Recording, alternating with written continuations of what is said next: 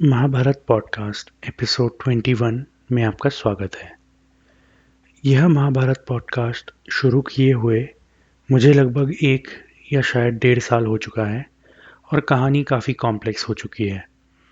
मुझे ऐसा लगता है कि एक बार हमें आगे बढ़ती हुई कहानी को रोककर यह देखना चाहिए कि अब तक क्या-क्या हुआ है। तो इस एपिसोड में मैं पूरी कहानी जो अब तक बताई गई है उसका एक रिकैप दूंगा। कहानी शुरू होती है जब 8 वासुओं को ऋषि वशिष्ठ श्राप देते हैं कि उन्हें मृत्युलोक में पैदा होना पड़ेगा। यह वसु गंगा से प्रार्थना करते हैं कि हम तुम्हारी संतान बनकर जन्म लेंगे और तुम हमें पैदा होते ही मार देना। इस वचन के अनुसार गंगा धरती पर आती हैं और वो राजा शांतनु से शादी करती हैं।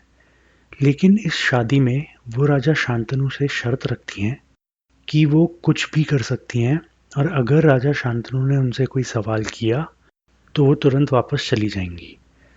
कुछ समय बाद गंगा और शांतनु के पुत्र होते हैं और गंगा उन सभी को एक एक कर मार देती हैं।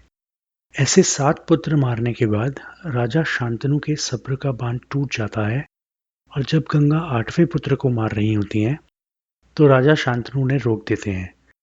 तब गंगा उन्हें बोलती है कि क्योंकि आपने मुझे रोक दिया इसीलिए मैं अभी यहाँ से छोड़कर चली जाऊंगी। यह कहकर वो लड़के को लेकर गायब हो जाती हैं। शांतनु बहुत परेशान होते हैं और जंगल में घूमने लग जाते हैं। कुछ 4-5 सालों बाद शांतनु को जंगल में एक लड़का दिखता है जो कि बहुत ही कुशल योद्धा है। शांतनु को फिर पता चलता है कि वो लड़का वास्तव में उनका पुत्र है और वो उन्हें घर ले आते हैं। इसके कुछ समय बाद शांतनु वापस जंगल में जाते हैं और उन्हें वहाँ पर एक लड़की दिखती है।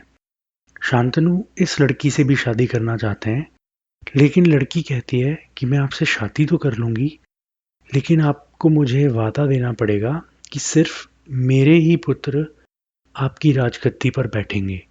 अब शांतनु घर आते हैं और बहुत दुखी होते हैं और भीष्म ये बात जान लेते हैं, तो वो जाकर ये प्रतिज्ञा कर आते हैं कि शांतनु और सत्यवती के पुत्र ही राजगद्दी पर बैठेंगे।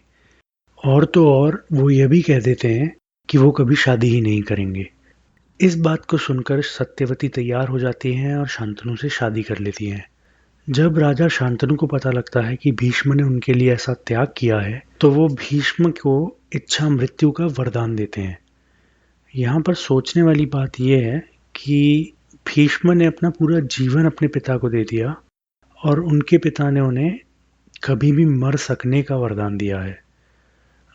खैर जो भी है, शांतनु को सत्यवती से 2 पुत्र होते हैं और इससे पहले कि पुत्र बड़े हों शांतनु की मृत्यु हो जाती है।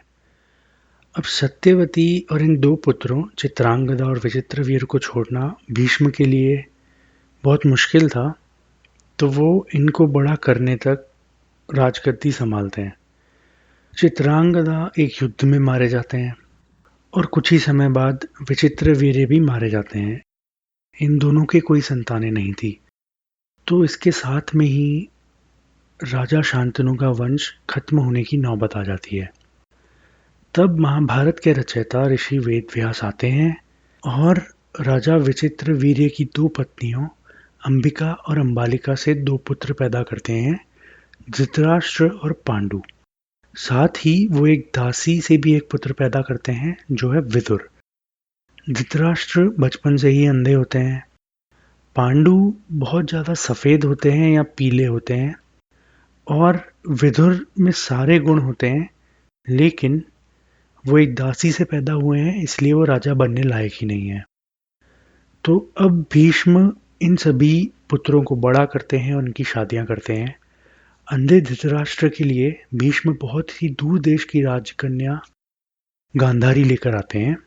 जब उस कन्या को पता लगता है कि उनका पति अंधा है, तो वो हमेशा के लिए अपने आंखों पर कपड़े की पट्टी बांध लेती हैं। पांडु की शादी कुंती और माद्री से होती है और कुंती से उन्हें 3 संतानें होती हैं, अर्जुन, भीम और युधिष्ठिर, जबकि माद्री से नकुल और सहदेव। थोड़े समय बाद पांडु भी मर जाते हैं, तो सारी राजगद्दी धृतराष्ट्र के पास आ जाती है। यहाँ पर धृतराष्ट्र के 100 पुत्र होते हैं। तो अब यहाँ देखना ये होगा कि कुछ तो प्रथा या श्राप है जो कि पूरे कुरुवंश से हमेशा जो सबसे बड़ा उत्तराधिकारी होता है वो हमेशा या तो मर गया होता है या किसी तरीके से डिसेबल्ड होता है। जैसे कि राजा शांतनु मर गए थे, फिर उसके बाद विचित्रवीर्य और चित्रांगदा मर गए, फिर पांडु मर गए, अब धृतराष्ट्र राजगद्दी पे हैं तो वो अंधे हैं। आगे राजगद्दी जिनके पास जाने वाली है वो या तो दुष्ट हैं या फिर उनको राजगद्दी लेने की इच्छा नहीं है। खैर जो भी है, ये वंश में काफ़ी प्रॉब्लम्स हैं। अब इसी समय धरती से असुरों और राक्षसों का सफाया करने के लिए भगवान विष्णु भी कृष्ण के रूप में जन्म लेते हैं। भगवान कृष्ण के पिताजी वासुदेव और अर्जुन, भीम और युधिष्ठिर की माताजी कुंती भाई बहन थे। तो अर्जुन, भीम और युधिष्ठिर और कृष्ण कजन्स हुए। कृष्ण भगवान बहुत से दुष्टों का सफाया करते हैं, जिसमें से जरासंध और कंस कुछ नामी दुष्ट राक्षस थे। इसके बाद में वो अपने भाइयों को सपोर्ट करने के लिए हस्तिनापुर पहुंच जाते हैं। हस्तिनापुर में युधिष्ठिर, भीम और अर्जुन बहुत ही अच्छे तरीके से युद्ध की ट्रेनिंग ले रहे हैं द्रोणाचार्य और कृपाचार्य से। साथ ही साथ धृतराष्ट्र के 100 पुत्र, जिनमें से सबसे मेन है दुर्योधन, वो भी द्रोणाचार्य और कृपाचार्य से युद्ध और शस्त्रों की ट्रेनिंग ले रहे हैं। अब अर्जुन बहुत ही आला दर्जे के तीरंदाज हैं, भीम में बहुत ज़्यादा बल है, तो यह निश्चित ही है कि दुर्योधन उनसे बहुत चिढ़ते होंगे।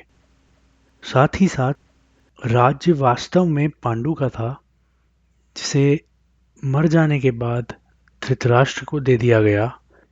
और अब जब पांडु के बच्चे वापस बड़े हो रहे हैं या एडल्ट्स हो रहे हैं, तो यह नीति संगत और न्याय संगत होगा कि राज्य वापस से पांडु के बच्चों यानी कि अर्जुन, युधिष्ठिर, भीम, नकुल और सहदेव को दे दिया जाए। तो जब दुर्योधन को ऐसा दिखता है तो वो अर्जुन और अन्य सभी पांडवों से बहुत जलने लग जाते हैं। धृतराष्ट्र को भी ये पता है कि उनका खुद का बेटा दुर्योधन राजगद्दी पाना चाहता है और वो उसके लिए दुर्योधन की पूरी मदद करते हैं। जैसे कि एक बार सभी पांडवों को वरणवट नाम के एक शहर में भेजा जाता है और वहाँ पर जिस घर में वो रुके होते हैं, प्लान बनाया जाता है कि उस घर को ही जला दिया जाए ताकि पांडव और कुंती उसमें जलकर मर जाएं। पांडव किसी तरह से वहाँ से बच निकलते हैं। मेन रूप से विदुर पांडवों को ये संकेत देते हैं कि ऐसा कुछ हो सकता है और वो बच के रहें। पांडव वहाँ से बच निकलते हैं और अज्ञातवास में रहने लगते हैं। अज्ञातवास में रहते रहते पांडव एक स्वयंवर में जाते हैं और वहाँ पर अर्जुन अपनी तीरंदाजी से राजा द्रुपद की बेटी द्रौपदी का हाथ जीत लेते हैं। जब अर्जुन द्रौपदी को लेकर वापस आते हैं तो उनकी माँ कुंती कहती है कि जो भी लाए हो सभी भाई आपस में बांट लो। अब माँ का वचन खाली नहीं जाना चाहिए, इसीलिए द्रौपदी की सभी पांचों भाइयों से शादी हो जाती है। यहाँ पर हमें पता चलता है कि कुंती के वास्तव में एक छठा पुत्र भी था, जिसे कुंती ने पैदा होते ही छोड़ दिया था। किसी संयोग से यह पुत्र दुर्योधन और अन्य कौरवों के दोस्त बन जाते हैं। यह पुत्र है कर्ण।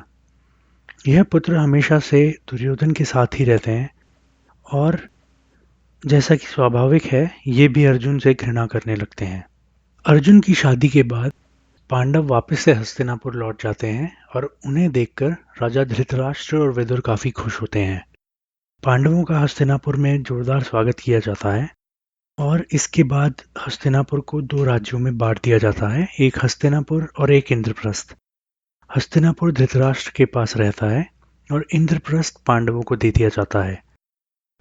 जब पांडव इंद्रप्रस्थ पहुंचते हैं तो वहां श्री कृष्ण उनका स्वागत करने के लिए आते हैं और एक रात को पांडव और श्री कृष्ण एक जंगल के किनारे जाते हैं। वहां पर उनकी अग्नि से मुलाकात होती है और अग्नि उन्हें खांडव वन को जलाने के लिए कहती है। जब पांडव ऐसा पूरा करते हैं तो पांडवों को उस जंगल से कई तरह तरह के तोहफे मिलते हैं, जिसमें एक तोहफा माया नाम का एक राक्षस लेके आता है। यह माया नाम का राक्षस पांडवों के लिए इंद्रप्रस्थ में एक बहुत ही भव्य महल बनाता है। अग्नि प्रसन्न होकर अर्जुन को भगवान शिव का धनुष देती है और श्री कृष्ण को उनका सुदर्शन चक्र देती है। यहाँ पर भगवान श्री कृष्ण युधिष्ठिर से कहते हैं कि उन्हें राजसूय यज्ञ कराना चाहिए ताकि मरने के बाद वो स्वर्ग जाएं। वास्तव में श्री कृष्ण का राजसूय यज्ञ कराने के पीछे मंशा यह होती है कि वो और कुछ राक्षसों और असुरों को धरती से उठा लें। इसी राजसूय यज्ञ में श्री कृष्ण जरासंध को मारने में अपना सहयोग देते हैं। अब तक महाभारत पॉडकास्ट में हमने स्टोरी यहीं तक सुनी है। मैं अगले एपिसोड में इससे आगे से शुरू करूँगा। अगर आपको लगता है कि कहीं पर आप कुछ भूल गए हैं, प्लीज़ जाइए और पुराने एपिसोड सुनिए। कहानी यहाँ से और भी कॉम्प्लेक्स और भी रोचक होने वाली है। सुनने के लिए धन्यवाद।